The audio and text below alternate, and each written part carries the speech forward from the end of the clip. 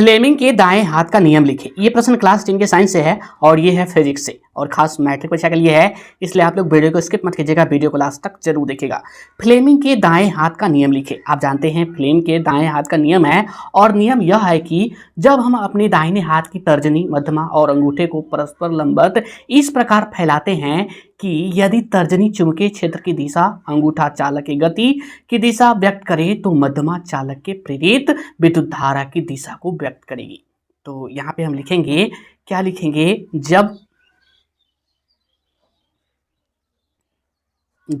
हम यहाँ पे फ्लेमिंग के जो है दाएं हाथ का नियम है, जब हम अपने दाहिने हाथ की तर्जनी, मध्यमा और अंगूठे को इस प्रकार लंबवत फैलाते हैं कि यदि तर्जनी चुंबकीय क्षेत्र की दिशा, अंगूठा चालक के गति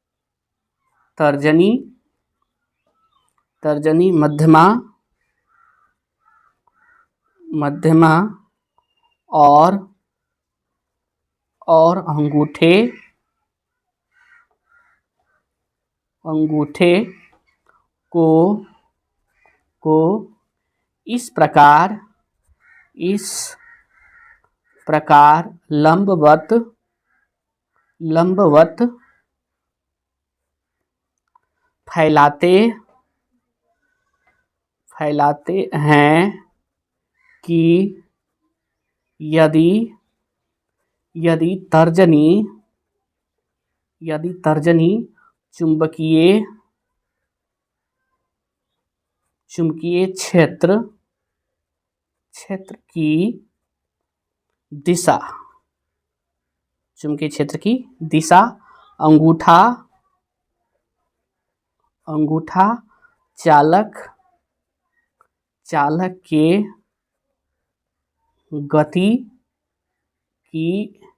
दिशा व्यक्त करे तो मध्यमा चालक में प्रेरित विद्युत धारा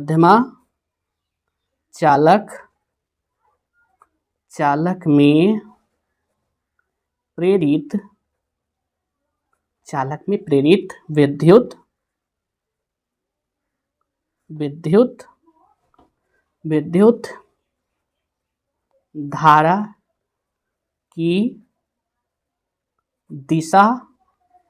को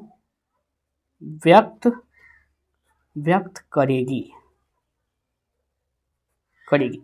देखिए, यह है फ्लेमिंग के दाएं हाथ का नियम। जब हम अपने दाहिने हाथ की तर्जनी, मध्यमा और अंगूठे को इस प्रकार लंबवत फैलाते हैं कि जब हम अपने दाहिने हाथ की तर्जनी, ये जो है ये तर्जनी है और ये मध्यमा है, ये अंगूठे है, ठीक है, तो इसको इस तरह से फैलाना है, इस तरह से लंबवत, यानी कि यहाँ पे 90 डिग्री बनना चाहिए, ठीक है, लंबवत फैलाना है अंगूठा और ये जो तर्जनी है इसके बीच जो है 90 डिग्री बनना चाहिए। तो इस प्रकार फैलाते हैं यदि तर्जनी चुंबकीय क्षेत्र की दिशा, यानी कि ये जो है तर्जनी चुंबकीय क्षेत्र की दिशा, ठीक है, दिशा अंगूठा चालक की गति की दिशा और अंगूठा जो है चालक जो है उसकी गति की दिशा, ठीक है, दिशा व्यक्त करे तो मध्यमा जो है ये मध्यमा चालक में प्रेरित विद्युत धारा की दिशा को व्यक्त करेगी। तो यही है, ये मध्यमा जो है चालक में प्रेरित विद्युत धारा की जो दिशा है वो व्यक्त करेगी, ये मध्यमा। तो यही है फ्लेमिंग के दाएं हाथ का नियम और ये प्रश्न बराबर जो है मैट्रिक परीक्षा में पूछता है, इसको आप जो अच्छी तरह समझ ले ताकि आप अच्छा मार्क्स ला सकें।